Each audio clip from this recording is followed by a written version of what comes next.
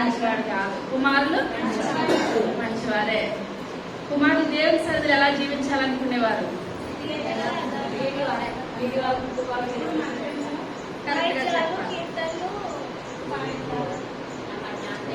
ఇంకా చెప్పాలి. విధేయత. ఇంకా చెప్పాలి. ఏమనుకునేవారు? పీచుకోవాలి. దేవనామానికి వందనాలు. ఎలాగనుకునేవారు? అసలైన మాట. పిచ్చికి ఎలాగ బలిపీఠం దగ్గర ఉంటుందో ఆ విధంగా నేను దేవుని యొక్క బలిపీఠం దగ్గర దేవుని యొక్క సన్నిధిలో ఉండాలి. ఆ నిత్యం కూడా ఎన్ని కీర్తనలు రాశారు? 11 కీర్తనలు. ఎవరైనా చెప్పగలుగుతారు?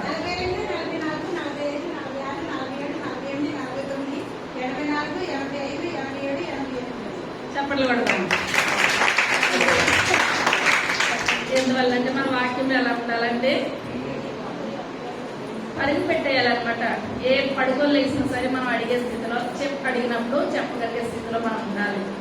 ఈ యొక్క దినాన్ని మనం చెప్పుకునే వాక్యము సంఖ్యాకాండము 22వ అధ్యాయము మొట్టమొదటి వచనం.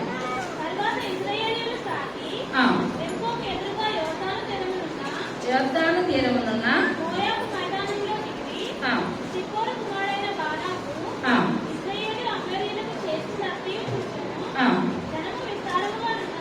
జనము విస్తారంగా ఉన్నందున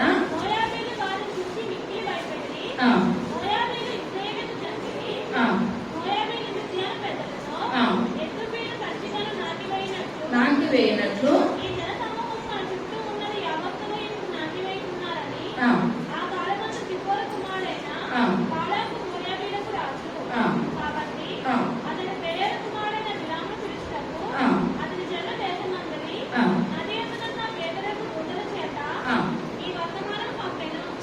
చిన్న ప్రార్థన చేస్తాం. పరమా జీవము నాకు నీవా తిరిగి లేచెను నాతో నుండా. పరమా జీవము నాకు నీవా తిరిగి లేచెను నాతో నుండా. నిరంతరము నన్ను నడిపించును. మరల వచ్చి యేసుకొని పోవును. నిరంతరము నన్ను నడిపించును. మరల వచ్చి యేసుకొని పోవును. యేసు చాలును చాలును. యేసు చాలును చాలును. ఏ సమయమైనా ఏ స్థితికైనా నా జీవితములో యేసు చాలును. సర్వశక్తి కలిగిన తండ్రి, కృప కలిగిన తండ్రి, దయ కలిగిన ఆయన, మీ యొక్క దయ కలిగిన శ్రేష్టమైన నామాన్ని బట్టి ప్రభావ లెక్కలేని వందనాలు స్తోత్రాలు చెల్లించుకుంటున్నాను తండ్రి. అయా ఈ యొక్క దినాన్ని మీ మాటలు చెప్తుండగా నన్ను మరుగుపరచండి నాయన. మీ యొక్క పరిశుద్ధ ఆత్మశక్తితో చెప్పగలిగే శక్తిని నాకు దయచేయండి నాయన. వినగలిగే శక్తిని బిడ్డలందరికీ దయచేయండి తండ్రి. అయా వాక్యానుసారమైన జీవితాలు మాకు దయచేయండి నాయన. ప్రతి ఒక్కరు నాయన మీ వాక్యం నేర్చుకోవాలి ప్రభావ, చదవాలి, ధ్యానించాలి నాయన. అయా రాబో దినాలు గ్రంథాలు ఎత్తుపడితే ప్రభావ ప్రతి ఒక్క హృదయంలో వాక్యం భద్రపరిచిన గొప్ప వాక్యాన్ని దయచేయండి తండ్రి. అయా మా సంఘం దీవెనకరంగా ఆశీర్వాదకరంగా మీ యొక్క సన్నిధిలో జీవించే గొప్ప కృపను దయచేయండి తండ్రి. అయా కృప చూపించండి నాయన, దయ చూపించండి తండ్రి. ఆకాశ పాకులను నిప్పండి నాయన. పట్టుదల విస్తారమైన దీవులు మా సంఘులందరికీ దయచేసి మహిమ ఘనత ప్రభావాలు పొందమని త్వరగా రాబోచ్చు యేసయ్య నామమున పెట్టుకొచ్చున్నాము తండ్రి. ఆమేన్. హల్లెలూయా. చదవండి మరొకసారి.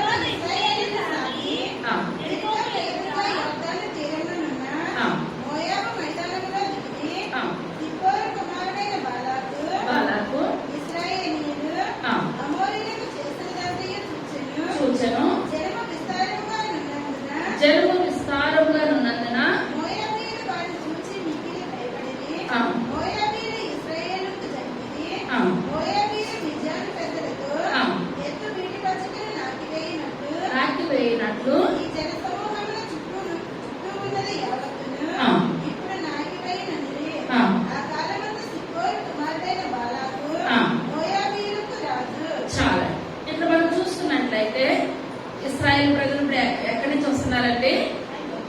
ఐగుప్తు నుంచి వస్తున్నారు. మన వారు కూడా మనం చెప్పుకునే ఇశ్రాయేలు ప్రజలు ఎక్కడి నుంచి వస్తున్నారు?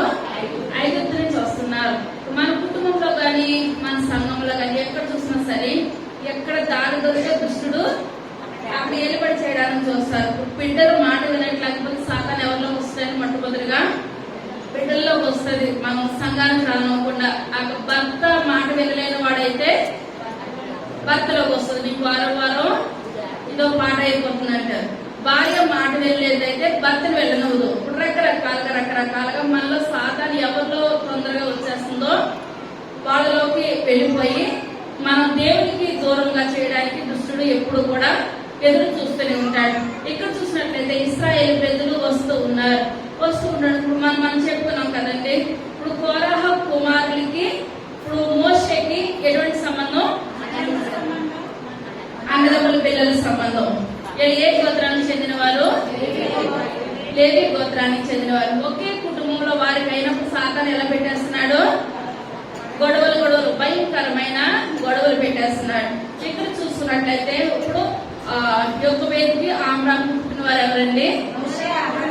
మోషే, అహరోను, మిరియాము. వీళ్ళ ముగ్గురు కూడా దేవుని సన్నిధిలో గొప్పగా జీవించారు. ఒక తల్లికి పుట్టిన బిడ్డలైనా సరే అందరూ ఒక రకంగా ఉండరు. ఒక దేవునికి దగ్గరగా జీవిస్తారు, ఒకరు దేవునికి దూరంగా జీవిస్తారు. కానీ వీళ్ళ ముగ్గురు కూడా మొట్టమొదటి ప్రవక్తిని ఎవరు? మిరియాము. ఆమె దేవుని సన్నిధిలో తంబూర పట్టుకొని సితారా పట్టుకొని వాయిద్యంతో దేవుని సన్నిధిలో పాటలు పాడింది, దేవుని కొరకు జీవించింది. మోషే, అహరోను కూడా గొప్పగా దేవుని సన్నిధిలో జీవించారు. ఎందువల్ల అనగా ఆ రకంగా ఎవరు పెంచారంటే బిడ్డల్ని తల్లిదండ్రులు. ఆమ్రాము యొక్బేతు ఐగుప్తులో ఉన్నప్పుడు కూడా ఐగుప్తు యొక్క ఛాయ ఏమాత్రం కూడా వాళ్ళ మీద పడనవలేదు. మనం ఎటువంటి స్థితిలో ఉన్నప్పటికీ మన బిడ్డల మీద మనం తల్లిదండ్రులుగా మన బిడ్డలకి ఏమి నేర్పితే అదే నేర్పుతారు. 24 గంటలు తల్లిదండ్రులు ఫోన్ పట్టుకుంటే పిల్లలు ఫోనే పట్టుకుంటారు. తల్లిదండ్రులు పట్టుకొని మీరు పట్టుకోవద్దు అంటే పిల్లలు ఏమంటారు? ముందు మీరు మారిన తర్వాత మాకు చెప్పండి. ఎక్కడ చూసినా సరే తినడం అన్నా మానేస్తున్నారు కానీ సెల్ ఫోన్ లేకుండా ఎవరు కూడా అలవాట్లేదు. చిన్న పిల్లలు కూడా భోజనం చేయకపోతే ఫోన్ ముందు పెడతా ఉంటే ఇంకా లైఫ్ లాంగ్ అదే అలవాటు అయిపోతుంది అనమాట. ఏది మనం నేర్పుతామో మంచి అయినా చెడైనా ఎవరు నేర్పుతారండి? తల్లిదండ్రులే ఎక్కువ. బిడ్డల యొక్క బాధ్యత ఎవరి మీద ఉంటే తల్లి మీద ఎక్కువ పడిపోద్ది అనమాట. ఇప్పుడు తల్లి ఏ రకంగా జీవిస్తే బిడ్డలు కూడా ఆ రకంగా జీవించడానికి సిద్ధపడతారు. కానీ వీళ్ళిద్దరూ యొక్బేతు, ఆమ్రాము కూడా బిడ్డలు మంచి స్థితిలో పెంచారు. వీళ్ళ ముగ్గురు కూడా దేవుని కొరకు బహుగా వాడబడ్డారు. వీళ్ళు వస్తూ ఉన్నారు. ఆదాము అవ్వ కాలంలో కూడా సాతాను ఎవరి దగ్గరకు వచ్చేస్తుందండి? ముందు ఆదాం దగ్గరకు వచ్చింది. ఆదాం మాట వినలేదు. ఎవరు కొంచెం బలహీన ఘటం ఎవరండి? స్త్రీ బలహీన ఘటం కనుక స్త్రీ దగ్గరికి వచ్చి ఏదైతే తినొద్దు అన్నాడు దేవుడు ఆ పండు తిన్నది. స్త్రీ ఎవరికి పెట్టింది? ఆదాముకు పెట్టింది. అక్కడి నుంచి కూడా మనందరికీ కూడా ఒకటే కష్టాలు, ఒకటే బాధలు, ఇదంతా కూడా వెళ్ళిపోతున్న సమయంలో అలనాడు ఇశ్రాయేలు ప్రజలు నడుచుకుంటూ వస్తుంటే భయంకరమైన అరణ్యం. మనం తుప్పలంతా వెళ్ళామనుకోండి, అరణ్యంలోంచి వెళ్ళామనుకోండి, మనకి ఏం కనపడతాయి? పాములు కనపడతాయి. భయంకరమైన అడవుల్లోనే భయంకరమైనటువంటి విషసర్పాలు ఉంటాయి. కానీ ఇశ్రాయేలు ప్రజలు మొదలు నడుస్తుంటే చివర ఇంకా ఎంతో దూరంలో చివరి వాళ్ళు ఉండేవారు. మొదటి వాళ్ళకి చివరి వాళ్ళకి అసలు ఏమన్నా కూడా సంబంధం లేదు. అంత దూరంలో వీళ్ళు నడుచుకుంటూ ప్రయాణం చేసి వస్తుండగా ఒక్క పాము కూడా వీళ్ళని ఏం చేయలేదండి. పాము కలిసింది పలానా వాళ్ళు ఈ విధంగా అయ్యారన్న మాట ఏ ఒక్కరికి కూడా లేదు. అనగా పగలు మేక స్తంభం కిందను, రాత్రి అగ్ని స్తంభం కిందను. వాళ్ళ బట్టలు చినిగిని అన్న మాట గాని, బట్టలు లేవన్న మాట గాని వాళ్ళ జీవితంలో ఎంత మాత్రం కూడా లేవు. వాళ్ళ చెప్పులు అరిగిపోయి అన్న మాట కూడా వాళ్ళ జీవితంలో లేవు. దేవుడు ఈ రకంగా వాళ్ళని తీసుకొని వస్తున్నాడు. వాళ్ళు ఎలా తీసుకొని వస్తున్నాడంటే ఎర్ర సముద్రం అయిపోయింది, ఎరుకో గోడలు అయిపోయింది. వాళ్ళందరూ కూడా మహారాజులు ఇప్పుడు ఇశ్రాయేల్ ప్రజలు వస్తుండగా భయపడిపోతున్నారు. అయ్యో ఎంత గొప్ప సైన్యము వీళ్ళు వచ్చారంటే ఇంక మన జీవితాలు, మన బ్రతుకులు కూడా ఎందుకు పనికిరావు అనుకుంటున్నారు. ఇంకేనా కానానికి దరిదాపుకుండా వచ్చేస్తున్నారు. కానానికి దరిదాపుకుండా వచ్చేస్తున్నారు. వీళ్ళు ఏ ప్రదేశానికి వచ్చారండి? మోయాబు ప్రాంతానికి వచ్చారనమాట. మోయాబు ప్రాంతానికి ఎప్పుడైతే అడుగు పెట్టారో, మోయాబు ప్రాంతానికి అడుగు పెట్టినప్పుడు అక్కడ ఏర్పాటు చేసేది ఎవరు? బాలాక్ రాజు. ఇప్పుడు ఇక్కడ ఎవరెవరు ఉన్నారంటే మోయాబీయులు ఉన్నారు, మిద్యానీయులు ఉన్నారు. మోయాబీయుల్ని మిద్యానీయులు ఎవరు జయించాలి? ఇశ్రాయేలు ప్రజలు జయించాలి. వీళ్ళిద్దరిని ఓడించి ఇప్పుడు ఎక్కడికి రావాలి? కానానికి రావాలి. ఇప్పుడు బలం తగ్గిపోతుంది అనేటప్పటికి ఒకరొకరు ఏమైపోతారండి? జాయింట్ అయిపోతారు. అప్పటి వరకు పడలేనటువంటి వారు ఏమైపోతారు? కలిసిపోతారు అనమాట. ఇప్పుడు ఇక్కడ మోయాబీలు మిద్యానీయులు వీళ్ళిద్దరూ ఒకటి అయిపోతారు. వీళ్ళిద్దరూ ఒకటి అయిపోయినా సరే ఎవరి మీదకి రాలేకపోతున్నారు? ఇశ్రాయేలు ప్రజల మీదకి రాలేకపోతున్నారు. ఇప్పుడు మోయాబీలు అనగా ఎవరు?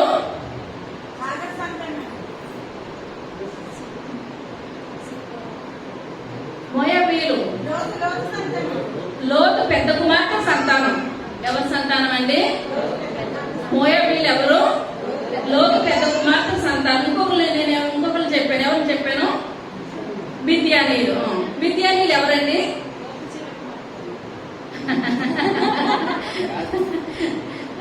రాజుగారి పెద్దవారే మంచిది కాదంటే చిన్నవారే మంచిది. మిద్యానీయులు ఎవరు?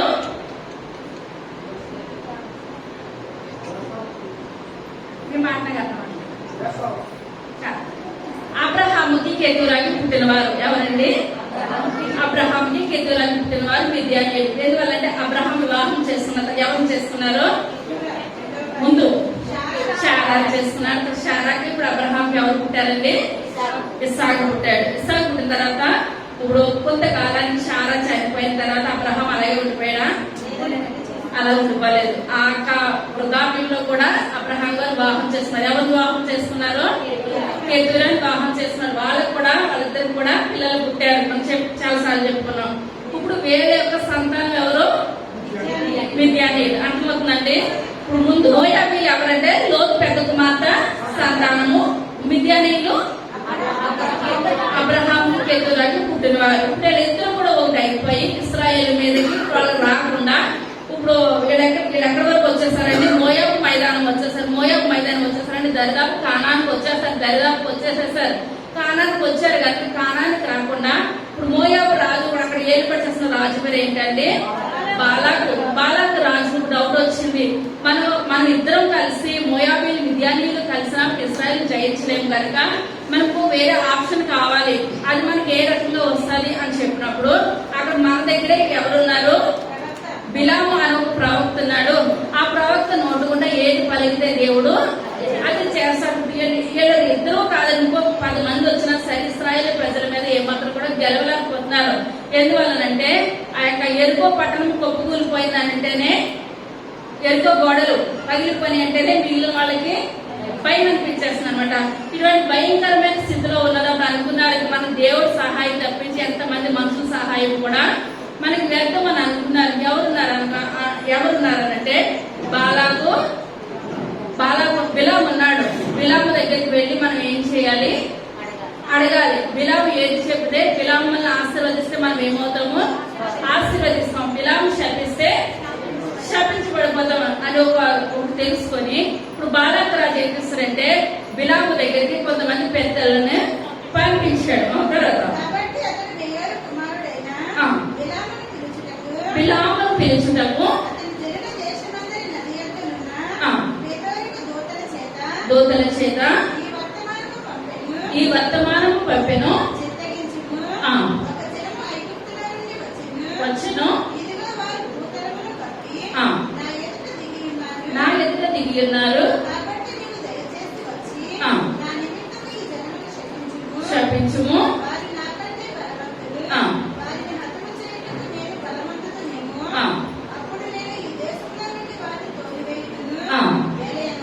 ఎలయనగా నీవు దీవించువాడు దీవింపబడిననియు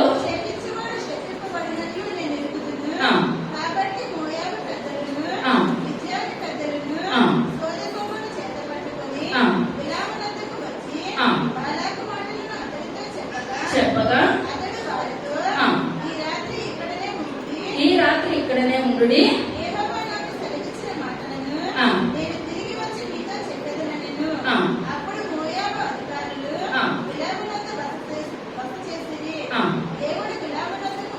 వచ్చి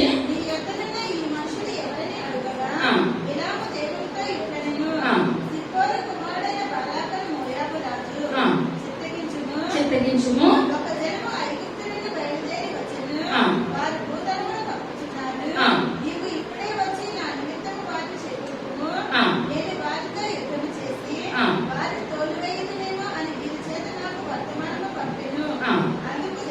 అందుకు దేవుడు వెళ్ళకూడదు.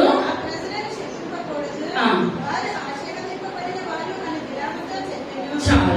ఇక్కడ బాలాకు రాజు ఏం చేస్తాడంటే కొంతమంది పెద్దలను బిలాము దగ్గరికి పంపించాడు. పంపించినప్పుడు మంచో చెడ్డప్పుడు ఎవరికి అర్థమవుతుంది? బిలాముకి అర్థమవుతుంది. మన దగ్గరికి వస్తున్నారు దేవుడు నమ్ముకోలేని వారు మన దగ్గరికి వచ్చి మన దేవుడి గురించి ఏదైనా మాటలు మాట్లాడితే మనకి ఏమనిపిస్తుందండి?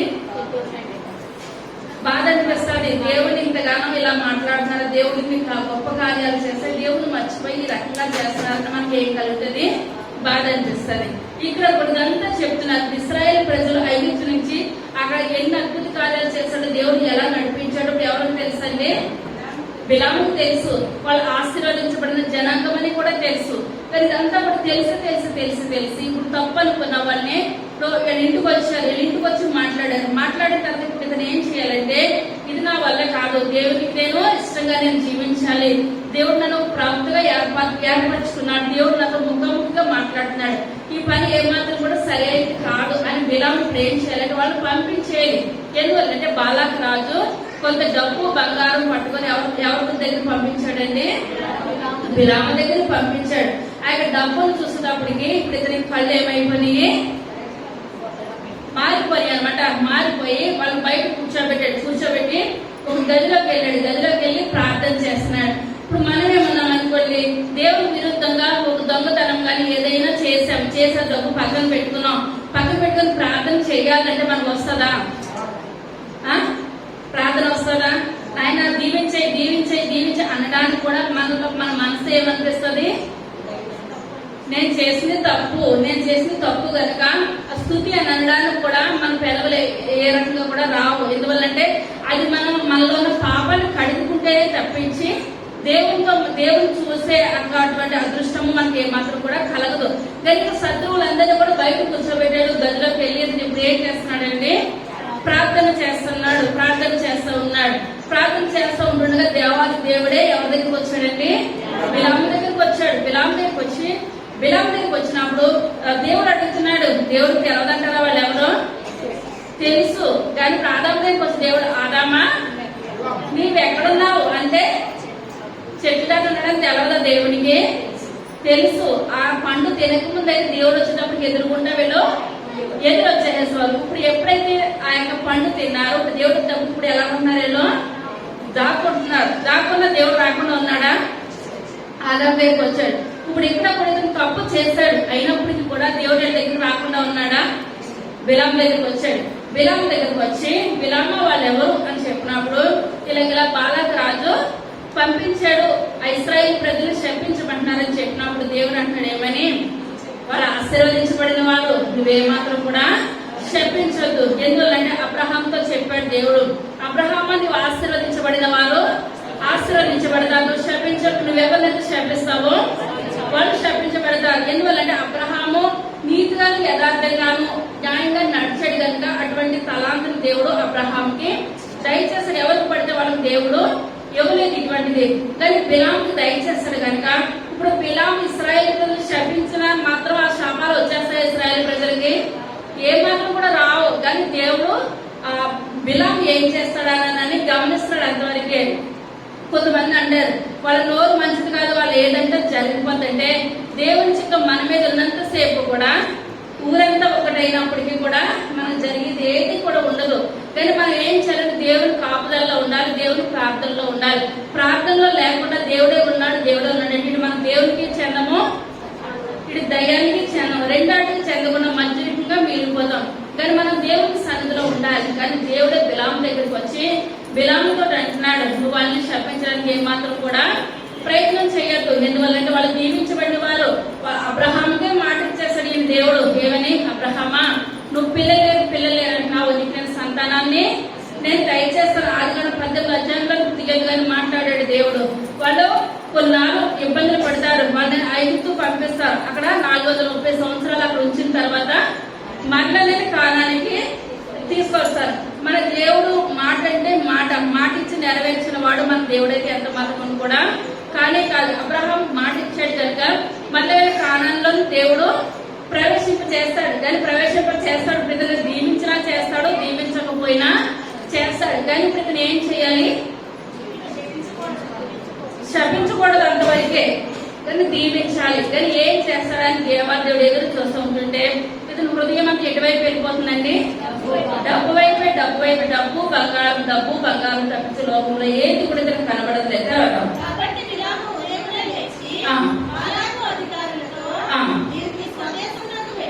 వెళ్ళుడి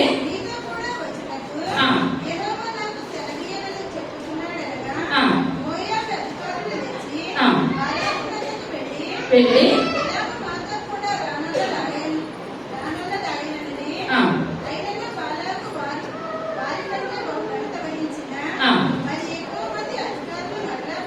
మరలా పంపెను. అతనితో చెప్పకము,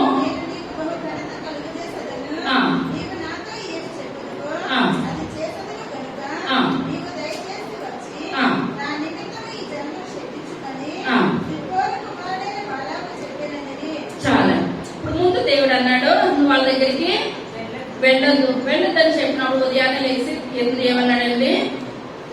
నా దేవుడు మీతో రావద్దన్నాడు, నేను రాను, మీరు వెళ్ళిపోండి అని చెప్పినప్పుడు వీళ్ళు బాలాక దగ్గరికి వెళ్ళిపోయాడు. బాలాక్ ఎవరు? రాజు. బిలాం ఎవరు? ప్రవక్త. ఇప్పుడు మధ్యలో తిరుగుతూ ఉన్నారనమాట పెద్దలు అనమాట. ఇప్పుడు మళ్ళీ రాత్రి కూర్చోమంటే కూర్చున్నారు. దేవుడు మాట్లాడిన తర్వాత మా దేవుడు ఒప్పుకోవట్లేదు, మీరు వెళ్ళిపోండి, మీరు చేతనైంది మీరు చేసుకోండి, నేను ఏమంతా మీ వెనకాల రాను. బాలాకరాజు ఏం చేస్తాడంటే ముందు ఇచ్చిన దగ్గర కన్నా ఇంకా ఎక్కువ డబ్బు బంగారం ఇవన్నీ కూడా రుచి చూపించి ఇంకా కొంతమంది మనుషుల్ని పంపించి ఇప్పుడు మా రాజు ఇంకా మిమ్మల్ని గొప్ప చేస్తాడండి. మళ్ళీ దేవుడు గొప్ప చేస్తాడని మానవులు గొప్ప చేస్తారా? దేవుడే గొప్ప చేస్తాడు. కానీ ఇతనికి మళ్ళీ ఆశ కలిగిస్తున్నారు. ఆశ కలిగించినప్పుడు ఇతనికి ఏం కలుగుతుంది? ఆశ కలుగుతుంది. తర్వాత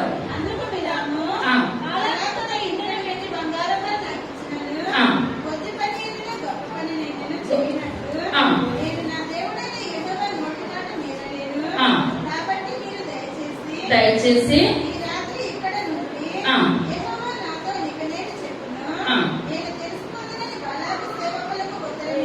ఉత్తరం ఇచ్చాను.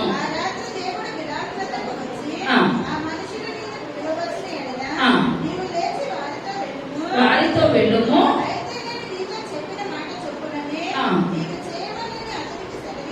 సెలవిచ్చను. గాడిదకు గంట కట్టి చాలు. ఇక్కడ మళ్ళా జనాలు వచ్చినప్పటికీ మళ్ళా ఏమంటాడండి? వాళ్ళని మళ్ళా కూర్చోండి. అసలు మొదటిసారి కూర్చోబెట్టమే తప్పు. మళ్ళా కూర్చోబెట్టొచ్చా?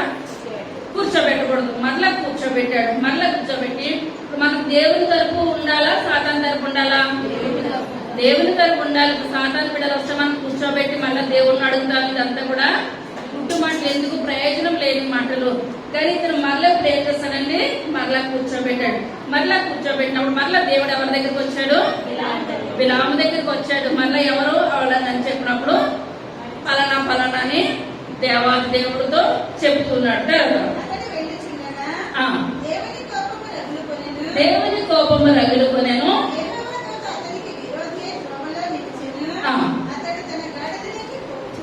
పోగుచుండగా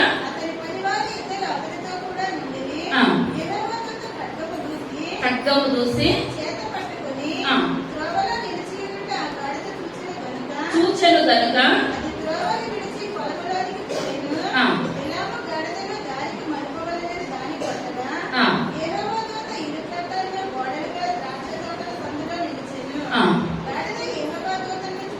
చూచి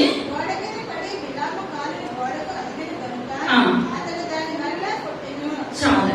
ఇప్పుడు ప్రే చేస్తున్నాడంటే ఇప్పుడు దేవునికి విరుద్ధంగా బిలాము వెళ్ళిపోతుండగా ఆ యొక్క బిలాము తోటి ఇంకొక ఇద్దరు మనుషులు ఉన్నారు. గాడిద మీద ఎక్కి వెళ్ళిపోతున్నాడు. గాడిద మీద ఎక్కి వెళ్ళిపోతూ ఉండగా దేవుడు ఎవరి కన్నులు తెచ్చాడండి? గాడిద కన్నులు తెచ్చాడు. ఇప్పుడు ఆ దారిలో దేవుని యొక్క దూత ఉన్నదని గాడిద చూస్తుంది కానీ బిలాముకి ఏ మాత్రం కూడా చూడట్లేదు. ఒక్కొక్కసారి మనకి అందరూ పచ్చగాలు వచ్చిన వాళ్ళకి లోకమంతా పరిచయం, ఇతనికి ఎటు చూసినా డబ్బు బంగారమే కనపడుతుంది కానీ అంతకు మించి లోకంలో ఏది కూడా ఇతనికి కనబడతలేదు. దేవుడు అన్న మాట కానీ దేవుని దోత కానీ ఏమాత్రం కూడా అర్థం కావట్లేదు. అర్థం కాలేని స్థితిలో ఇప్పుడు గాడిద తెలుసుకొని ఇప్పుడు ఏం చేస్తుందండి, యజమాని కాలుని గోడకి గిలగిలగా అంటుంది. ఎందువల్లంటే అక్కడ దేవుడు అప్పటికి ఇంకా గాడిద నోరు తెరవలేదు కనుక ఇప్పుడు ఆ రకంగా అయినా సరే బిలాముడు ఎవరిని చూస్తాడని, దేవుని యొక్క దోతను చూస్తాడని ఆ యొక్క గాడిద ఏం చేస్తుందంటే బిలాముని కాళ్ళతోటి అదుముతూ ఉంటుంది. తర్వాత ముందు వెళ్ళచ్చు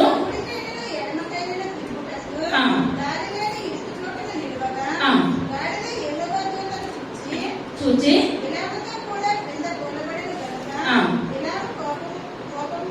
కోపం మండి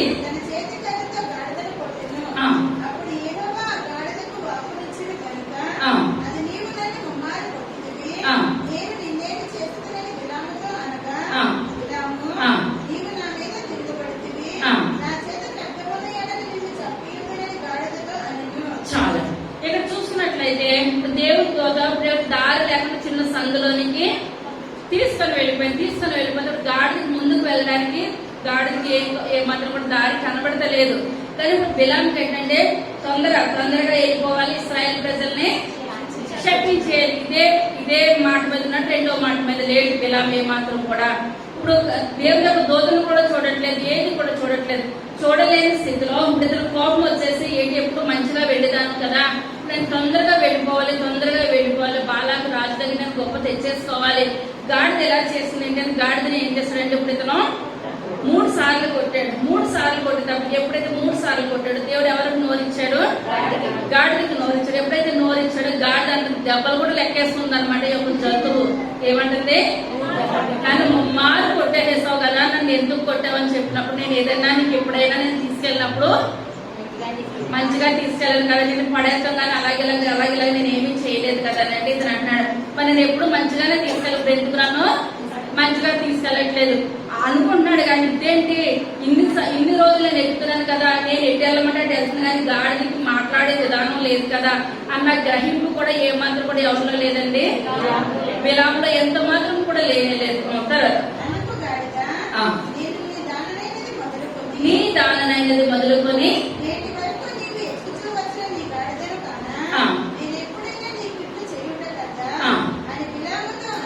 అనగా లేదనెను.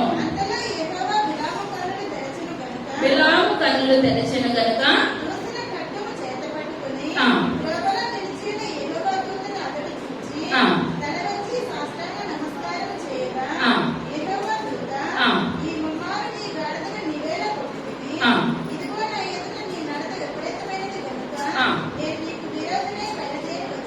వచ్చింది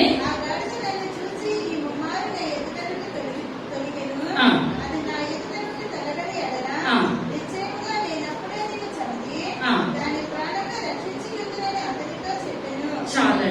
ఇప్పుడు ఎప్పుడైతే ఆ గాడిదని ముమ్మారు కొట్టాడో గాడిద మాట్లాడుతున్న అర్థం కాలేని స్థితిలో దేవుడు ప్రేర్ చేస్తాడండి, బిలాం కళ్ళు తెరిపించాడు. ఎప్పుడైతే బిలాం కళ్ళు తెరిపించాడో దేవుడు ఎదుర్కొంటున్న ఆ యొక్క దూతని బిలాం చూస్తాడు. బిలాం చూసి సాష్టాంగ పడినప్పుడు ఆ యొక్క దేవుని దూత చెప్పింది బిలాం తోటి, ఈ యొక్క గాడిద విశ్వాసం కలిగిన జంతువు కనుక గాడిద ఏం చేస్తుంది, నిన్ను రక్షించింది. గాడిద రక్షించకపోతే నేనేం చేద్ది, నిన్ను ఖడ్గంతో అప్పుడే చంపేది. నువ్వు దేవుడు చెప్పినదేంటి నువ్వు చేస్తున్నదేంటి, నువ్వు దేవుని చాలా విరుద్ధంగా వెళుతున్నావు. దేవుని విరుద్ధంగా వెళ్ళినట్లయితే నీకేమాత్రం కూడా మంచి జరగదు. ఇప్పుడు గాడిద మాట్లాడు దేవుడు అప్పుడు అనుకోవాలి బిలాం ఏమని, దేవుడు గాడిద కూడా నోరు ఇచ్చాడు.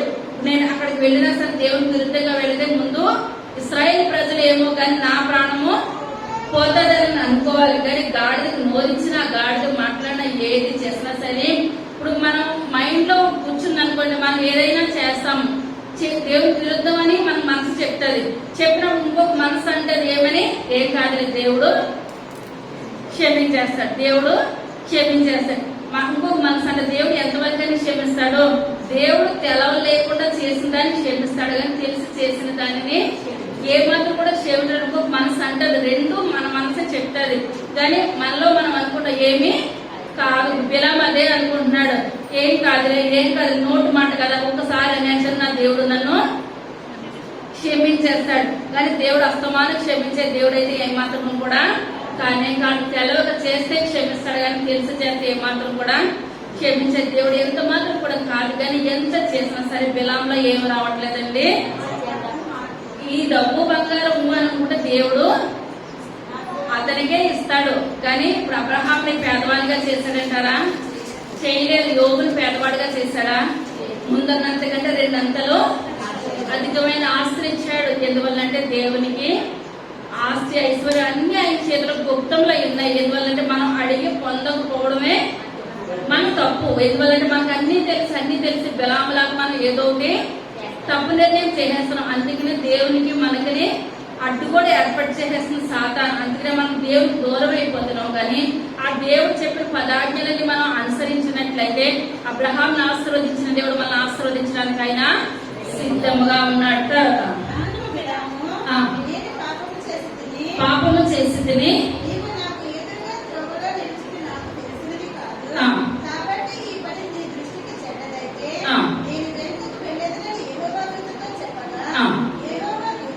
యెహోవా దూత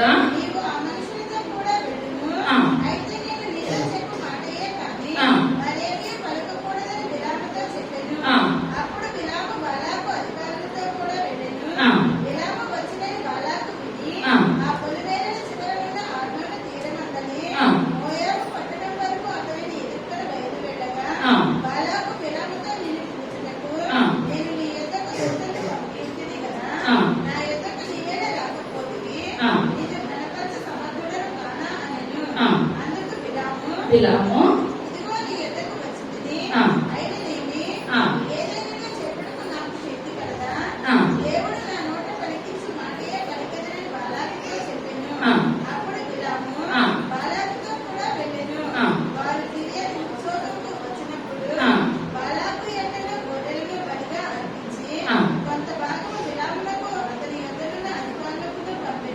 చాలు.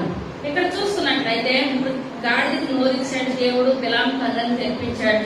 తెరిపించిన తర్వాత దేవుడు మాట్లాడుతున్నాడు. ఏమని?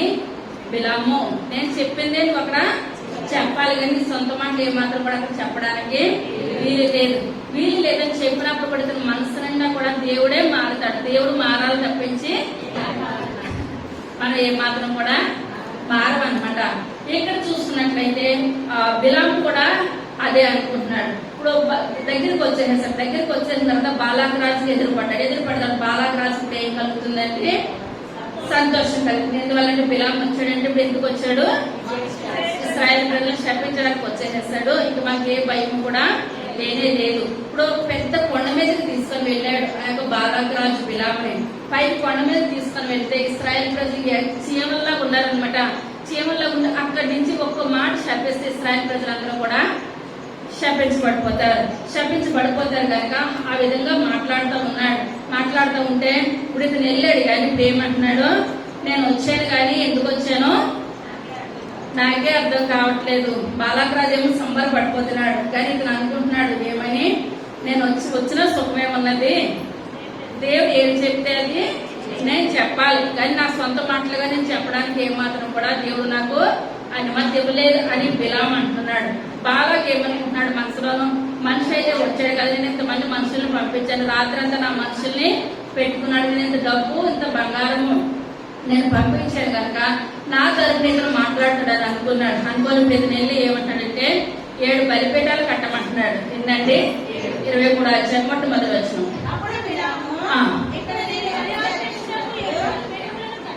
కట్టించి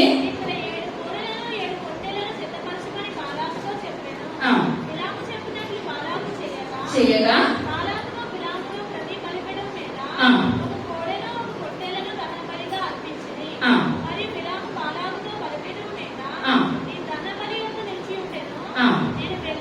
వెళ్ళేదను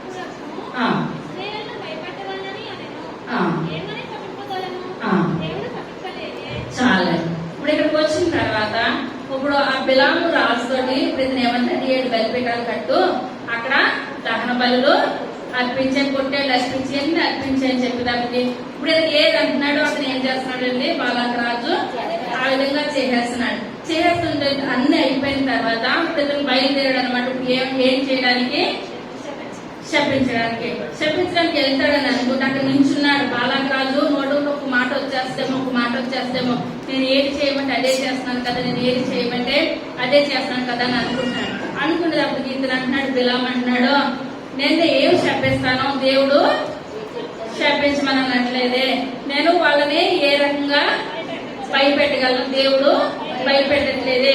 ఇవన్నీ చెప్తా ఉంటుంటే ఇవన్నీ ఆలోచించేటప్పుడు ఎవరు కోపం వచ్చేసిందండి, బాలాక రాజు. అసలు ఇతనికి ఏమైంది, ఇతను నా తరపు వచ్చాడా వాళ్ళ తరపు వచ్చాడా, అప్పుడు వాళ్ళ తరపు కూడా డబ్బు ఇచ్చే మనుషులు ఎవరో లేరు కదా, నేను ఇంత డబ్బు ఇస్తున్నాను కదా, నేను ఇంత ఘనత తేవాలని అనుకుంటున్నాను కదా, ఎంత తెచ్చినా ఇలా చేస్తున్నాడంటే అని మూడు సార్లు కూడా ఏం చేస్తాడండి బిలాము, ఇశ్రాయేల్ ప్రజలు ఆశీర్వదిస్తూనే వచ్చేసిన తర్వాత ఇతనికి ఒక ఆలోచన వచ్చింది. ఏంటి వల్లనంటే ఇప్పుడు ఇతను ముఖం చూపించలేకపోతున్నాడు. ఎవరికి చూపించలేకపోతున్నాడు, బాలాక రాజుకు ముఖం చూపించలేకపోతున్నాడు. దేవుడికైతే చూపించడానికి దేవుడు ఏం కాదు క్షమించేస్తాడు అని అనుకుంటున్నాడు, కానీ ఎవరి దగ్గర ఘనత పొందుకోవాలనుకుంటున్నాడండి, బాలాక రాజు దగ్గర ఘనత పొందుకోవాలనుకుంటే అక్కడ బాలాక రాజు అంటున్నాడు, అసలు నేను ఎందుకు తీసుకొచ్చాను, నువ్వు ఏ రకంగా చేస్తున్నావు, ఈ విధంగా నా దగ్గర ముమ్మారు ఈ విధంగా మీరు ముందుకెళ్తే చదువుతూ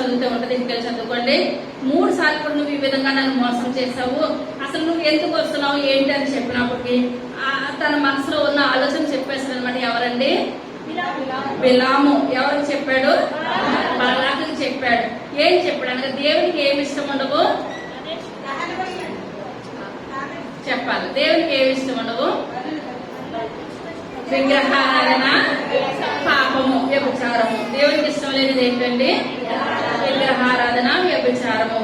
ఇప్పుడు బాలాకు ఇప్పుడు ఏం చేస్తాడు, బిలాం ఏం చేస్తాడంటే బాలాకి పిలిచి, ఇంకా నేను ఎంత ఇశ్రాయేలు ప్రజల్ని శపించాలనుకున్నా నువ్వు ఎన్ని చెయ్యి, నీ ఇంటి బంగారం అంతా తెచ్చి నాకు ఇచ్చేస్తాయి, నీ ఇంటి డబ్బు అంతా తెచ్చి నాకు ఇచ్చేస్తాయి, నా నోటంటే దేవుడు ఆశీర్వాదాలే పలికిస్తాడు, కాదు నన్ను చంపేస్తాడు, కానీ ఇశ్రాయేల్ ప్రజలు దేవుడు ఏం చేస్తాడు, ఆశీర్వాదిస్తాడు. కానీ నువ్వు చేయవలసిన ఒకే ఒక మార్గం, నువ్వేం చేయాలంటే దేవునికి అసహ్యమైనది వెంటనే ఆయన కోపం వచ్చేసి ఇప్పుడు దేవుడు ఇశ్రాయేల్ ప్రజలను చంపేయాలి తప్పించి నా నోటుకుండా వాళ్ళకి ఒక శాపం కూడా తగిలి విధానం ఏమాత్రం కూడా లేదు అని అనగా ఏం చేయాలి చెప్పు, వెంటనే చేసేస్తామని అనగా మోయాబు స్త్రీలు చాలా అందంగా ఉంటారు, చాలా చూడడానికి చక్కని వారుగా ఉంటారు కనుక మంచి స్త్రీలు, మోయాబు స్త్రీలు ఎవరి దగ్గరికి వెళ్ళాలి, ఇశ్రాయేల్ మగవాళ్ళను వదిలేస్తామని అంటే వెంటనే ఇశ్రాయేల్ ప్రజలు ఆడవాళ్ళని చూస్తే ఏం చేస్తారు, పాపం చేసేయాలని అనుకుంటారు.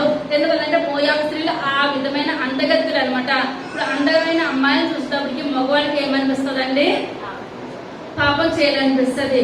అది కూడా కాకుండా ఇప్పుడు మీరు ఏం చేయాలంటే విగ్రహారాధన చేసేయాలి, పెద్ద విగ్రహారాధన చేసేసి అక్కడ తప్పు చేయాలి, ఆ ఇశ్రాయేల్ ప్రజలతో మీరు ఏం చేయించాలి, పాపం చేయించాలి. ఈ రకమైన పాపం ఎప్పుడైతే చేస్తున్నారో వాళ్ళ దేవునికి ఎలా అయిపోతారో ఈ రోజంగా అయిపోతారు.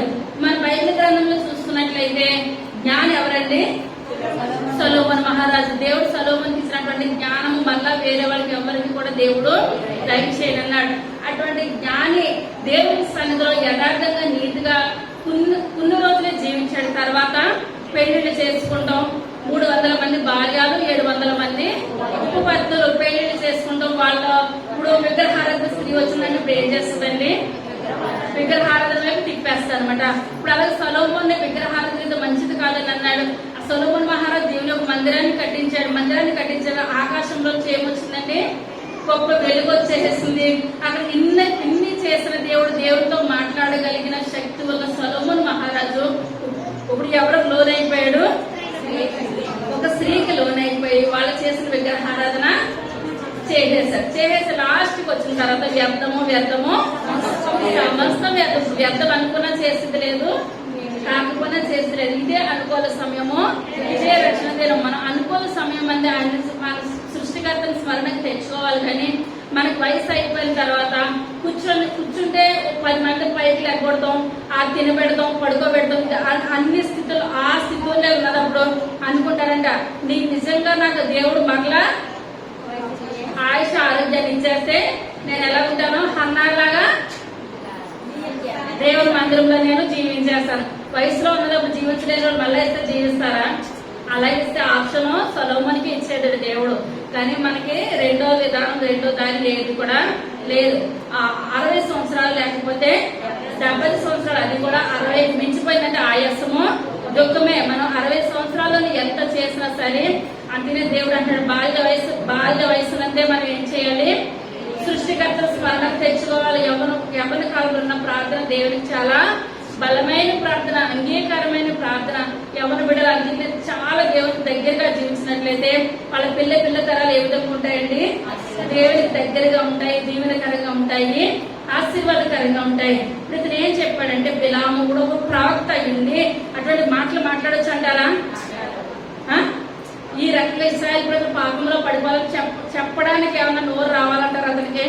కానీ ఇప్పుడు అతను అంతా కూడా దేనికి చూస్తున్నాడు? డబ్బుకు చూస్తున్నాడు, బంగారాన్ని చూస్తున్నాడు. ఏ మాట అయితే ప్రవక్తను ముట్టుకుండా పలకూడదో ఆ మాటే పలికి ఇప్పుడు ఇశ్రాయేల్ ప్రజలు వాళ్ళ యొక్క వీక్నెస్ కనిపెట్టేసి ఇప్పుడు మీరు ఏం చేయాలంటే, అందగత్తెలు మోయాబు స్త్రీలు అందమైన వారు ఎక్కడికి వెళ్ళిపోవాలి? ఇశ్రాయేల్ ప్రజల్లోకి వెళ్ళిపోయినట్లయితే వాళ్ళు పాపం చేస్తారు. ఎప్పుడైతే పాపం చేస్తారో దేవుని యొక్క ఉగ్రత వచ్చేస్తుంది. ఎప్పుడైతే ఉగ్రత వచ్చేస్తుందో వాళ్ళందరూ కూడా పతనం అయిపోతారు. ఇప్పుడు ఇశ్రాయేల్ ప్రజలు ఇప్పుడు ఐగుప్తు నుంచి వస్తున్నారు కదా, ఇక్కడ వరకు అయితే వచ్చారు. ఇక్కడి నుంచి కానాన్లో ఒక్కరు కూడా ప్రవేశించరు, ఇదే చెప్తున్నాడు. కానీ కానాన్లో ప్రవేశిస్తారని ప్రవచనం ఉందా?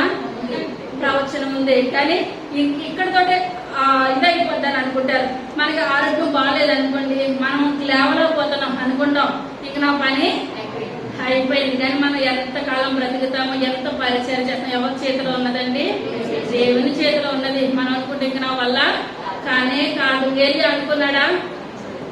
ఏలియా అనుకున్నాడు, ప్రభా ఇక నా పని అయిపోయింది, యెజబెల్ వచ్చేస్తుంది, నన్ను చంపేస్తుంది, ఇక నా పని అయిపోయింది, నేను ఇంతవరకు పరిగెట్టిన ప్రయాస చాలు, ఇంక నేను పరిగెట్టలేనయ్యా, మీ చెట్టు మీద నన్ను మీ దగ్గరికి తీసేసుకోండి అంటే దేవుడు తీసేసుకున్నాడా? ఒక కాక ద్వారా ఏం చేస్తాడండి?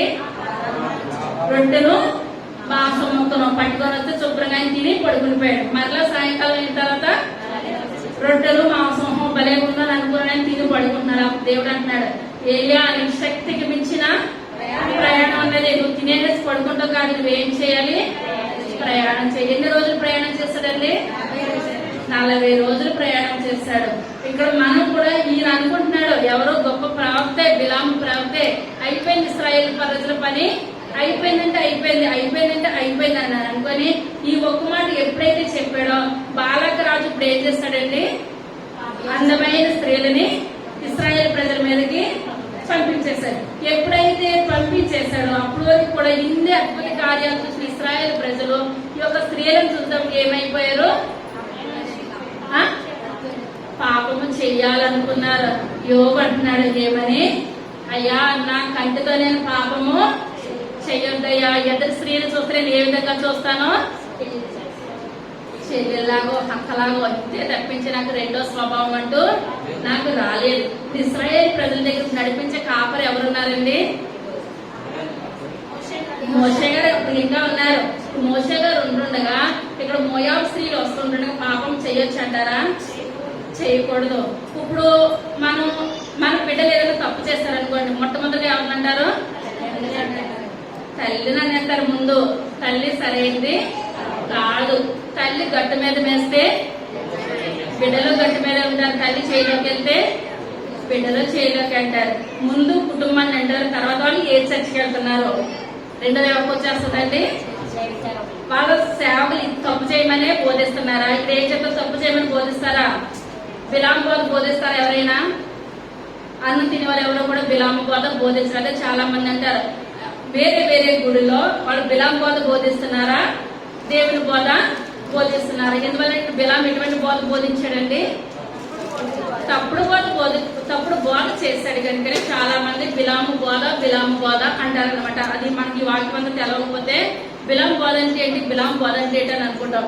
బిలాము ఏ మాట ప్రోత్సహిస్తున్నాడు? పాపం చేయండి, విగ్రహారాధన చేయండి. ఇది దేవునికి ఇష్టం కావాలని తెలుసుండి కూడా పాపం చేయాలి, ఇశ్రాయేలు ప్రజలు హతమైపోవాలని ఈ రకమైన బోధ చేశారు. అదే 25వ అధ్యాయం మొట్టమొదటి వచనం.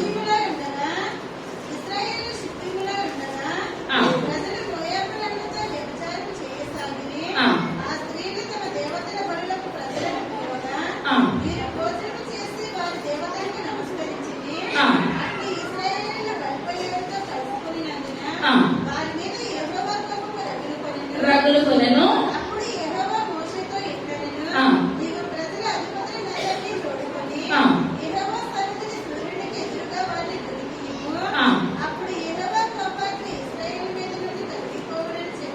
చాలా ఎప్పుడైతే బిలాము చెప్పాడో, ఇప్పుడు బాలకరాజు ఏం చేస్తాడంటే అందమైన వాళ్ళని మోయాబు స్త్రీలు పంపించేశారు. ఎప్పుడైతే మోయాబు స్త్రీలు వచ్చేసారో ఇశ్రాయేలు పురుషులు ఏం చేస్తున్నారు? పాపం చేసేస్తున్నారు. వాళ్ళు మళ్ళా బలిపీఠాలు కట్టించేసి విగ్రహారాధన చేస్తూ ఉంటుంటే వీళ్ళు ఏం చేస్తున్నారండి? విగ్రహారాధన చేసేస్తున్నారు. ఎప్పుడైతే విగ్రహారాధన చేసేస్తున్నారో ఆకాశంలో నుంచి దేవునికి కోపం వచ్చేసి ఆకాశంలో పెద్ద తెగులు పుట్టేస్తుంది అనమాట. ఇప్పుడు కరోనా మళ్ళా వచ్చేస్తుంది అంటున్నారు. ఇప్పుడు ఎలాగైతే వచ్చేస్తుందో మళ్ళీ మనకి హైదరాబాద్కే ముందు వచ్చేస్తుంది అంటున్నారు. ఏదేమైనా ప్రార్థన చేద్దాము. దేవుడు గొప్ప దేవుడు. మనం ఎంతకాలం బ్రతకాలన్నది ఎవరి చేతిలో ఉన్నదండి? దేవుని చేతిలో ఉన్నది. ఆయన చిత్తం లేకుండా మనం ఏది కూడా మనము చేయలేము. ఎక్కడ చూస్తున్నట్లయితే దేవుని యొక్క ఉగ్రత బలంగా వచ్చేసి ఇలా ఉగ్రత వచ్చేస్తుందనే బిలాము ఇప్పుడు ఏం చేస్తాడండి? తప్పుడు బోధను బోధించాడు. ఆకాశం నుంచి తెగులు వచ్చేస్తుంది. తెగులు వచ్చేస్తే ఇశ్రాయేలు పురుషులందరూ కూడా మోయాబు రాడ్లతోటి పాపము చేస్తున్నారు. ఈ రకమైన పాపము చేస్తున్నారు, విగ్రహారాధన చేస్తున్నారు. పాపము విగ్రహారాధన రెండు చేసేస్తూ ఉంటుంటే ఆ తెగులు వచ్చేసినప్పుడు ఇప్పుడు మోషే గారికి ఏం చేయాలో కూడా అర్థం కావట్లేదు. ఏంటి ప్రభా, నేను గొప్ప 10 కార్యాలు మీ ద్వారా చేసి నేను ఇశ్రాయేలు ప్రజలు ఈ రకంగా నడిపేసుకుంటూ వస్తే ఇంకా దరిదాపుకు వెళ్ళిపోతున్నాం. కానీ ఆయన దరిదాపు వెళ్ళిపోయే సమయంలో దుష్టుడు ఎంత గొప్ప ఈ విధంగా చేసేస్తాడని మోషే గారు ఎంతో కన్నీరు కాల్స్తున్నారు. కన్నీరు కాల్స్తుంటే ఇప్పుడు దేవుడు బిలాముతో కాదని ఎవరితో మాట్లాడుతున్నాడు? మోషే గారితో మాట్లాడుతున్నాడు. మోషే గారితో మాట్లాడి మోషే గారితో అంటున్నాడు దేవుడు ఏమని? మోషే, ఎవరైతే తప్పు చేస్తున్నారని తెలిసిందో వాళ్ళు నువ్వేం చేయాలంటే సూర్యుడికి ఎదురుకుంటా తీసుకొని వచ్చి ఉరి తీసేయాలి, క్షమించాలంటున్నాడా దేవుడు? క్షమించట్లేదు. ఎందువల్లంటే ముందు దేవుడు క్షమించాడు. ఒక అస్తమాన్ని కూడా దేవుడు క్షమించే దేవుడు అయితే ఏమాత్రం కూడా కానే కాదు. పాత నిబంధనలో కంటికి కన్ను, పంటికి పన్ను. ఇప్పుడు అటువంటి భయంకరమైన ఉగ్రత వచ్చేసినప్పుడు మోషే భక్తుడు ఇప్పుడు ఏం చేస్తున్నాడంటే ప్రతి ఒక్కరిని కూడా సూర్యుడికి ఎదురుగా పాపం చేసిన వాళ్ళందరినీ కూడా ఏం చేస్తున్నారంటే ఉరి తీయించేస్తున్నారు. తర్వాత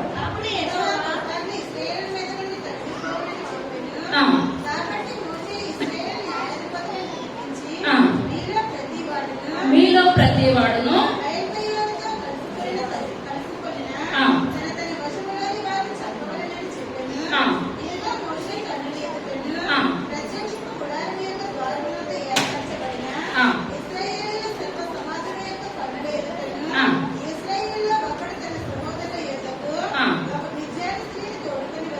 విద్యాను స్త్రీని తోడుకొని వచ్చాను.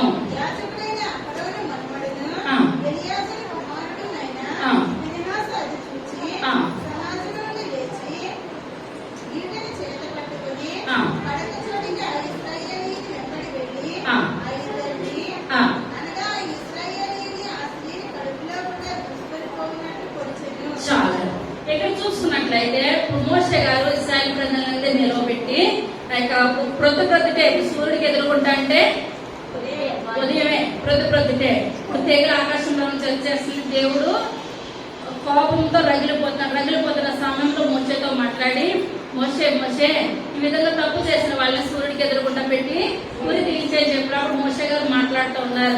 మోషే గొప్ప ప్రభుత్వం మాట్లాడుతూ ఉంటుండగా అక్కడ ఉన్న వాళ్ళు అహరోను వీళ్ళందరూ కూడా ఏం చేస్తున్నారంటే పాపం చేసిన వాళ్ళందరినీ కూడా పలానా తీసుకొని వచ్చి అందరూ కూడా దేవుని పరిచయం టక చేస్తూ ఉన్న సమయంలో ఇప్పుడు ఒక స్త్రీని తీసుకొని వచ్చారంటే నీకన్నా అందమైన స్త్రీని తీసుకొని వచ్చారు. ఎందువల్లంటే ఇప్పుడు అక్కడ జరిగేది ఏంటి? ఉరి తీసేస్తున్నారు. తప్పని తెలిసినప్పుడు ఉరి తీసేస్తున్నారు. ఇప్పుడు ఎవరు బోధ చేస్తున్నారు? మోషే గారు మాట్లాడుతున్నారు. మోషే గారు బోధ చేస్తూ ఉంటుండగా పక్క పక్కన చిన్న ప్లేస్ ఉంటే, చిన్న గుడారం ఉంటే ఆ గుడారంలోనికి ఒక స్త్రీ వచ్చి ఇప్పుడు ఇశ్రాయేలుని ఏం చేస్తుందండి, తీసుకొని వెళ్ళిపోయి అక్కడ పాపం చేస్తున్నారు. ఇప్పుడు ఎవరికైనా నాకు చేయగలుగుతారంటారా? ఎందువల్లంటే ఒక స్త్రీ ఒక ప్రధాని యొక్క యాజకుని యొక్క కుమార్తె, నాకు ఏమీ కాదు, అటువంటి నాకు ఏమీ చేయరు. ఇప్పుడు దేవుని దగ్గర ముఖ్యమంత్రి ప్రధానమంత్రి ఏమైనా ఉందంటారా? ప్రతి ఒక్కరికి కూడా ఎవరైనా టైం వస్తే వాళ్ళు ఈ లోకం వదిలేసి వెళ్ళిపోవాలి. ప్రధానాన్ని బ్రతకడం లేదు, మిగిలిన వాళ్ళని ఇదో కష్టాలు పడటం లేదు. కానీ ఇక్కడ 60 సంవత్సరాలు లేకపోతే 70 సంవత్సరాలు మేము అనుకుంటుంది నేను గొప్ప ఒక యాజకుని కూతురు కదా, నాకు అటువంటిది ఏది కూడా ఉండదు, నాకు ఉరి తీసేది ఉండదు, దేవుని యొక్క ఉగ్రత కూడా ఎంత మాత్రం కూడా ఉండదు. ఇప్పుడు కరోనా ఉంది, చిన్న పెద్ద అని చూస్తుందండి. ఎవరు దొరికితే వాళ్ళు ప్రయోగించేసింది, టప్ టప్ టప్ టప్ అని ఏరేసింది. దేవుని ఉగ్రతకు చిన్న లేదు పెద్ద లేదు, ఏది కూడా తారతమ్యం లేదు, స్త్రీ అని లేదు, పురుషుడు అని లేదు, ఏ రకమైన భేదము కూడా లేదు. ఇప్పుడు మనం పైన దేవుని బిడ్డలమా సాతాను బిడ్డలమా, దేవుని యొక్క ఆజ్ఞలేసి మనం కూర్చున్నప్పుడు సరైన విధానం ఉంటే దేవుడు అబ్రహాము కుటుంబాన్ని కూర్చోబెట్టారు, లేకపోతే అగ్ని ఆడుతూ పూరిక చావాలి. అక్కడ రికమెండేషన్ ఏ మాత్రం కూడా పనిచేయవలసిన అవసరం ఎంత మాత్రం కూడా లేవు. ఎలా దేవుడు కొంచెం సింహంలాగా గర్జిస్తూ ఉంటాడనమాట, అంతవరకే.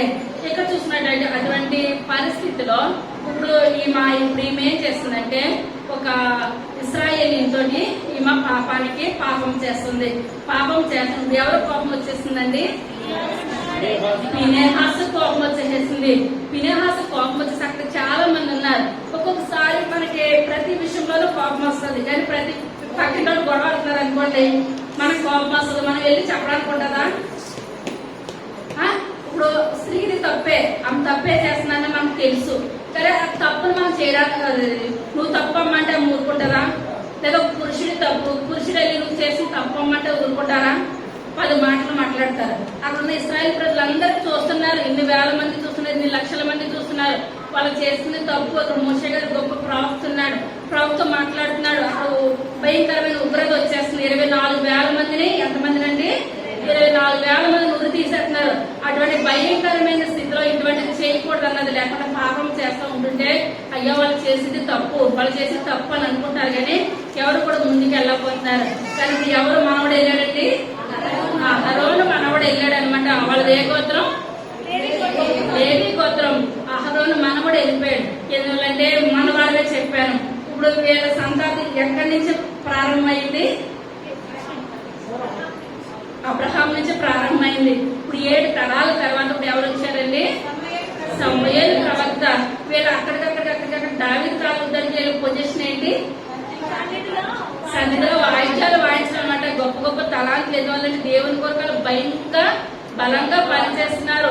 ఎటువంటి సందేహంలో కూడా పడట్లేదు. అప్పుడు అనుకున్నాడు, ఇంత పాపం రేగిపోతుంటే 24,000 మంది చనిపోతూ ఉంటుంటే ఇప్పుడు వీళ్ళకి ఇటువంటి పాపం అంత అవసరమా అని ఒక ఈటి పట్టుకొని వెళ్ళి సరాసరి లోనికి వెళ్ళిపోయి పాపం చేస్తున్న ఇద్దరిని పైనుంచి కిందకి ఏం చేస్తాడండి?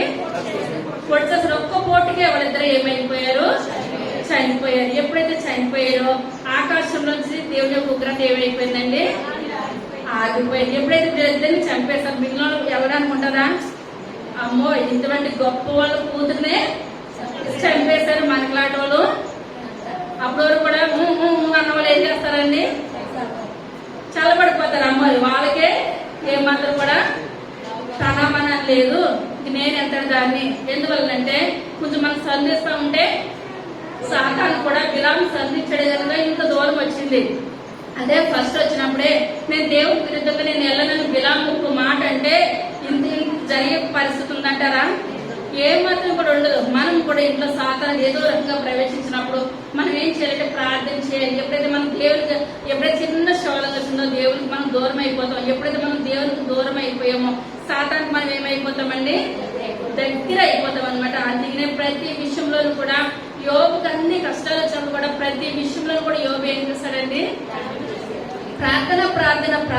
భార్య అంటుంది ఆ యొక్క దినాల్లోనంట, యోబుగా జీవించిన దినాల్లో ఇప్పుడు నువ్వు శపించేసావంటే దేవుని యొక్క ఉగ్రత మన మీద ఏమాత్రం కూడా ఉండదు కనుకనే ఇప్పుడు యోబు భార్య వచ్చి నీ దేవుడు నువ్వు ఏం చేస్తావో దూషించాయి, నాకు దేవుడు వద్దు ఏమి వద్దు. ఎప్పుడైతే దేవుడు వద్దు ఏమి వద్దు అని అంటే ఆ తెగులు పోతుంది, మామూలు స్థితి వచ్చేస్తుంది. నువ్వు అనేయొచ్చు కదా అని యోబు భార్య ఏం చేస్తుంది, దేవుని నోటి మాట ఒక్క మాట దూషించే మనము కూడా ఒక్కొక్కసారి భయంకరమైన పరిస్థితులు, అప్పులు, ఇరుకులు, ఇబ్బందులు, అనారోగ్యం, అటువంటి స్థితిలో మనం ఏమంటాము, అసలు నిజంగా దేవుడు ఉన్నాడా? ఎప్పుడైతే ఉన్నాడా అన్న పదం మన నోటంటే వచ్చిందో మన పక్కలో ఎవరు కూర్చుంటారండి? సాతానుడు కూర్చుంటాడు. అప్పుడు యోబు అంటున్నాడు, మూర్ఖురాలు మాట్లాడుతూ మనకున్న స్థితిలోనూ దేవుణ్ణి స్తుతించాలి, లేని స్థితిలో కూడా దేవుని స్తుతించాలి. ఆ యొక్క సిల్ల పెంకులతో పురుగులు తీసుకుంటున్నప్పుడు కూడా ఈయన ఏం చేస్తాడండి, దేవుని స్తుతించాడు. వాళ్ళ ఫ్రెండ్స్ వచ్చారు, 3 ఫ్రెండ్స్ వచ్చి కూడా అంటున్నారు, నీ పితరుల పాపాలు నీ మీద ఏలుబడి చేసినట్టున్నాయి, నీకు ఆ పాపాలు ఏలుబడి చేసినట్టున్నాయి, ఈ పాపాలు ఏమైనా పాపాలు ఏలుబడి చేసినాయండి ఆయన మీద? ఏ పాపాలు ఏలుబడి చేయలేదు. ఎందువల్లంటే ప్రతి పిల్లల దగ్గర కూడా అతను వెళ్ళి ఏం చేస్తాడు, అరుణోదయాన్నే ఇంకా తెల్లవారుకుండానే పిల్లలు 10 మంది దగ్గర పిల్లల దగ్గరికి వెళ్ళాక ఏం చేసేవాడు, ప్రార్థన. ఆయన ఎవరు బిడ్డలు, నా బిడ్డలు ఏదైనా పాపం చేస్తారేమో అని వాళ్ళకి బలి అర్పించేవాడు, వాళ్ళ గురించి ప్రార్థన చేశాడు. అటువంటి యోబు దగ్గరికే ఏమొచ్చేసింది, సాతాను వచ్చింది. ఆయన నోటు మాట ఒక్క మాటతో కూడా దేవుడిని ఏమాత్రం కూడా దూషించలేదు. గట్టినే 2 అంతల ఆశీర్వాదం యోబు పొందుకున్నాడు. ఎక్కడ చూసుకున్నట్లయితే ఫినెహాస్ ఇప్పుడు దేవుని కృప వచ్చిందంటారా? గొప్ప పని చేశాడు, ఈటును పట్టుకెళ్ళాడు. ఎవరు ఇంకా చూడలేదు, అమ్మో గాలి ప్రధాన కూతురే కదా, ఇప్పుడు అతను మనం చంపేస్తాడేమో, పొడిసేస్తాడని ఏది చూడలేదు. మనం దేవుని గణపరచాలి, కానీ మానవులు ఎంత మాత్రం కూడా మనము గణపరచవద్దు. మన దగ్గర ఉంటే అందరూ ఫ్రెండ్సే, మన దగ్గర ఏదైతే లేకపోయిందో మన దగ్గరికి ఎవరు కూడా రారు. ఫినెహాస్ వెళ్ళి ఆయన ఇద్దరిని ఈటుతో పొడి చేశాడు. ఎప్పుడైతే పొడి చేసేస్తాడో ఆయన దేవుని యొక్క ఉగ్రత ఆగిపోయిస్తారు, తెగులు నిలిచిపోయాను.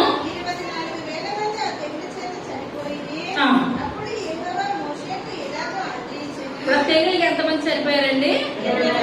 24,000 మంది చనిపోయారు.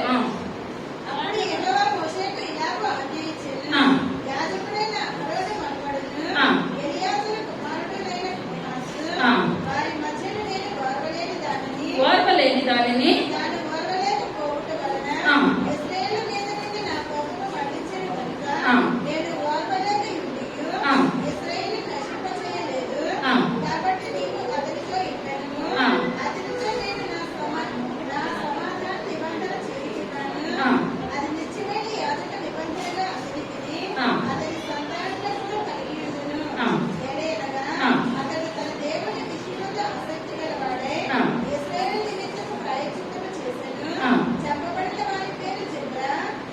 చంపబడిన వారి పేరు ఏం పేరండి? జిమ్రి. చంపబడిన వారి పేరు ఏంటి? పాపం చేసిన అతని పేరు ఏం పేరండి?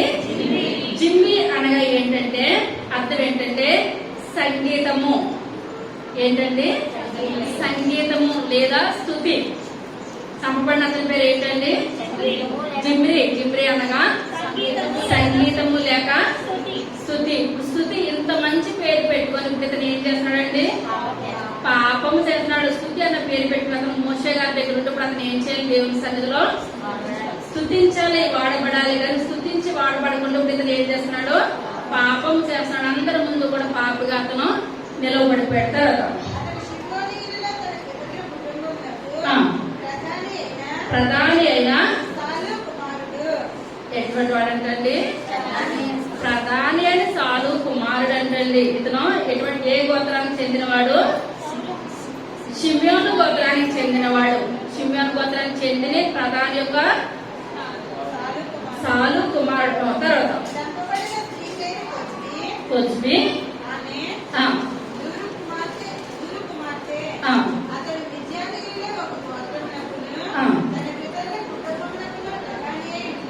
చాలా ఇద్దరు కూడా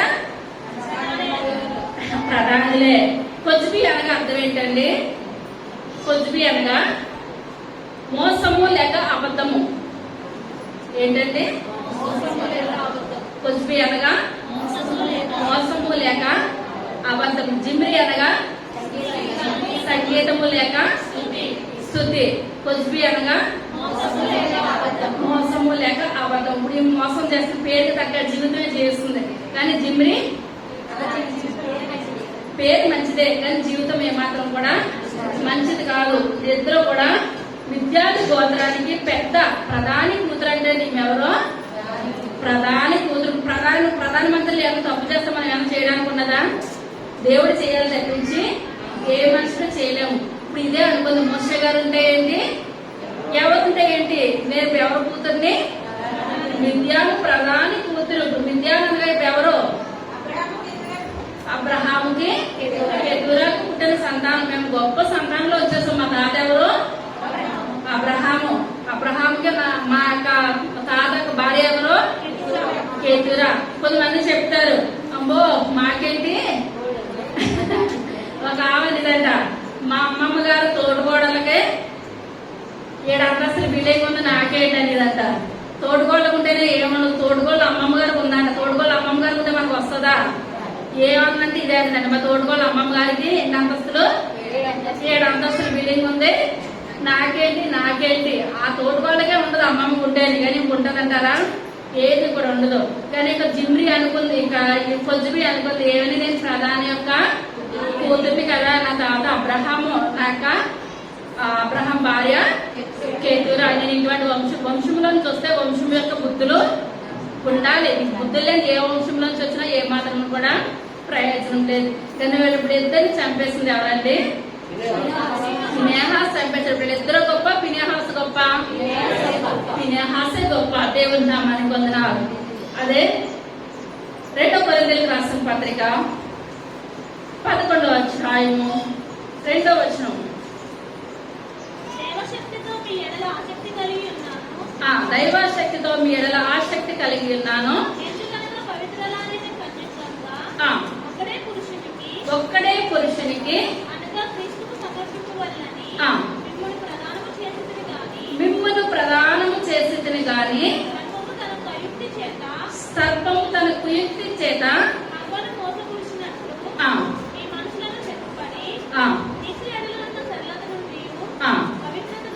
పవిత్రత నుండి భయపడుచున్నాను.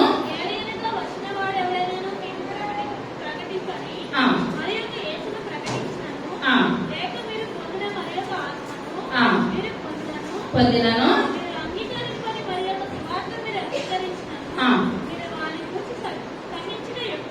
చాలండి. ఇప్పుడు ఎవరు బాధపడుతున్నారంటే పౌలు గారు రాస్తున్నారన్నమాట కొరింథీ సంఘానికి. ఎందుకంటే ఫస్ట్ మాట ఏంటండి, దైవాశక్తితో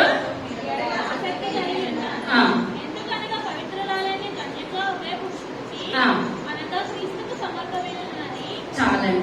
ఇప్పుడు దైవాశక్తి ఏ విధంగా మాట్లాడుతున్నారంటే, మన పురుషుడు ఎవరండి? యేసయ్య. ఇప్పుడు మన మధ్యలో ఎవరు రాకూడదు? సాతాను రాకూడదు. మనం ఒకే పురుషుడికి ప్రదానం చేయబడ్డాము. వధువు సంఘము వరుడుగా రాబోతున్నాడు. వరుడుగా రాబోతున్న యేసయ్యకి మనం ఏం చేయాలని, వధువు సంఘం ఏం చేయాలి? ఎత్తబడాలి. ఈ విధంగా దేవుడు మనల్ని కలుగు చేసిన ఈ లోకంలోను. కానీ సర్పము ఆది కాండంలోనే అవ దగ్గరకు వచ్చేసేసి తినొద్దన్న పండు తినేసేసి మిమ్మల్ని ఏం చేసేసింది? సాతానికి దగ్గర చేసేసింది, పాపానికి దగ్గర చేసేసిన నేను పౌలు గారి కన్నీరు కారుస్తున్నారు. ఇప్పుడు మన మధ్యలో ఎవరు రాకూడదండి? సాతాను. ఏ సాతాను అయితే రాకూడదు అనుకున్నానో అదే మొదలే ఆ సాతాను వచ్చేసింది. దేవుడే పురుషుడు, మనము సంఘము స్త్రీ. ఆయన శిరస్సు కనుక మనం దేవుడికి మనం ఏం చేయాలి? లోబడి ఉండాలని పౌలు గారు మాట్లాడతారు. దేవుడు కూడా మనం అదే విధంగా లోకంలోనికి అవ్వని ఆదాముని సృష్టించిన మనతో ఇప్పుడు ఎవరు ఏలుబడి చేస్తున్నారండి? సాతాను ఏలుబడి చేస్తుంది. ఇప్పుడు వచ్చిన గోత్రాలు ఏంటండి? షిమ్యోను గోత్రము, మిద్యాను గోత్రము. ఇప్పుడు ఎవరి మీదకి యుద్ధానికి వస్తున్నారు? ఇశ్రాయేలు ప్రజల మీద. ఎవరైతే నమ్మితే ఇప్పుడు వాళ్ళే దేవాతి దేవుడిని మోసం చేస్తున్నారు. తర్వాత మనం చూస్తున్నట్లయితే యోహాను సువార్త 8వ అధ్యాయం 44వ వచనం.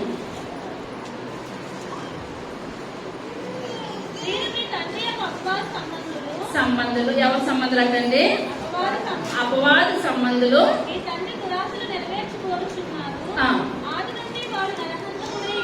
ఆది నుండి నరహంతకుడై ఉండి సత్యమందు నిలిచిన వాడు కాడు,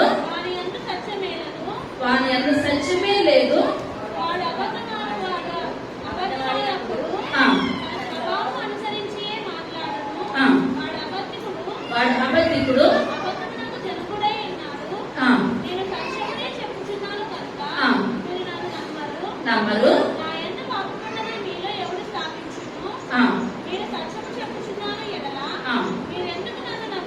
చాలా. ఇప్పుడు మనం ఈ లోకంలో అబద్ధాన్ని నమ్ముతామా, నిజాన్ని నమ్ముతామా? లోకమంతా నమ్మి దేన్ని నమ్ముతారండి? ఎక్కువ శాతం అబద్ధాన్ని నమ్ముతారు. ఇక్కడ దేవుడు మాట్లాడుతున్నాడు, నేను సత్యం చెప్తున్నాను కానీ నాకు సత్యం ఎవరో కూడా మీరు నమ్మట్లేదు. ఇప్పుడు ఇటువంటి భయంకరమైన తప్పు తప్పు తప్పు. ఇప్పుడు అక్కడ ఎవరు రావడం తప్పండి? ప్రవక్త బిలాము. ఇప్పుడు బిలాము వస్తున్నప్పుడు బిలాము ప్రవక్త చెప్పింది తప్పు తప్పు అని ఇప్పుడు ఎవరు చెప్తున్నారు? అక్కడ మోషే గారు చెప్తున్నారు. మోషే గారు చెప్పినప్పుడు బిలాము తప్పుడు బోధ చేసినప్పుడు ఇశ్రాయేల్ ప్రజలు ఆ బిలాము బోధ విన్నారా, మోషే గారు బోధ విన్నారా? బిలాము బోధ విన్నారు. ఎప్పుడైతే బిలాము బోధ విన్నారో, ఎందువల్లంటే ఆ యొక్క సాతానికే ఎక్కువ కూడా ఆకర్షణ శక్తి ఎక్కువ ఉంటుంది. సాతాను మాటలే జనాలు నమ్ముతారు కానీ దేవుని మాటలు ఏమాత్రం కూడా నమ్మరు. ఇక్కడ చూసినట్లయితే ఇక్కడ మోషే గారు నిలబడుతున్నారు. సరే, ఇప్పుడు ఎవరు పాపం చేస్తున్నారు? ఇశ్రాయేల్ ప్రజలు. ఇప్పుడు పెద్దలు ప్రధాని యొక్క బిడ్డలను అనుకుంటున్నారు. కొజ్బిని, జిమ్రీ వీళ్ళిద్దరు కూడా పాపం చేస్తా ఉన్నారు. ఇశ్రాయేల్ ప్రజలు ఎంతమంది చనిపోయారని తెగులు వచ్చేసి 24,000 మంది. అలా 24,000 మంది చనిపోతున్నా సరే వీళ్ళ పాపం ఏమాత్రం కూడా ఆగట్లేదు అనగా ఇక్కడ యోహాను సువార్తలో ఉన్న మాట నిజాన్ని నమ్ముతున్నారు, అబద్ధాన్ని నమ్ముతున్నారా? అబద్ధాన్ని నమ్ముతున్నారు. లోకమంతా కూడా అబద్ధాన్ని నమ్ముతున్నారు. కానీ ఇప్పుడు మనం బైబిల్ పట్టుకున్నాం, దేవుని మాటలు పట్టుకున్నాం. ఇప్పుడు దేవుని మాటలు కరెక్ట్ అనుకుంటున్నామా, లోకంలో ఉన్న మాటలు కరెక్ట్ అనుకుంటున్నామా? దేవుని మాటలు కరెక్ట్ అనుకుంటున్నాం. ఇప్పుడు మనం ఇంత వాక్యం విన్నాము, అంతా కూడా దేవుని మాటలు కరెక్టే అని మనం ఆలోచిస్తున్నాం. మనం ఇంటికి వెళ్ళినప్పటికీ ఏదో సాతాను చిన్న శోధన పెడతారు. శోధన పెట్టేసరికి మనం ఏమనుకుంటామండి? నిజంగా దేవుడు ఉన్నాడా? ఇప్పుడు ఉన్నంతసేపు కూడా దేవుడు దేవుడు దేవుడు అంటాం. చిన్న బాధ కలిగేటప్పుడు దేవుడు ఉంటే నాకు శ్రమలు ఎందుకు వస్తాయి, దేవుడు ఉంటే నాకు ఇబ్బందులు ఎందుకు వస్తాయి? ఆటి రీతిలో సాతాను మనం ప్రశ్నలు వేసినప్పుడు మనం యోగును గుర్తు చేసుకోవాలి. ప్రభా, యోగు కన్నా నాకు శ్రమలు అయితే ఎక్కువైతే ఏమీ కాదు ప్రభా. మహా అయితే అప్పులు ఉన్నాయి, 1 సంవత్సరం 2 సంవత్సరాలు కష్టపడితే నేను తీర్చుకుంటానయ్యా. నాకు ఆరోగ్యాన్ని ఇస్తున్నారు నాయన, నాకు ఆయుష్ని ఇస్తున్నారు, ఇంతే చాలు అన్నాళ్ళు. కానీ సాతానికి ఏ మాత్రం కూడా మనం ఏమి ఇవ్వకూడదండి. చోట ఎంత మాత్రం కూడా మనం ఇవ్వకూడదు. ఇవ్వలేని స్థితిలో మనం ప్రార్థన చేసినట్లయితే మోషే గారు కన్నీరు కారుస్తున్నాడు, దేవుడు కన్నీరు కారుస్తున్నాడు.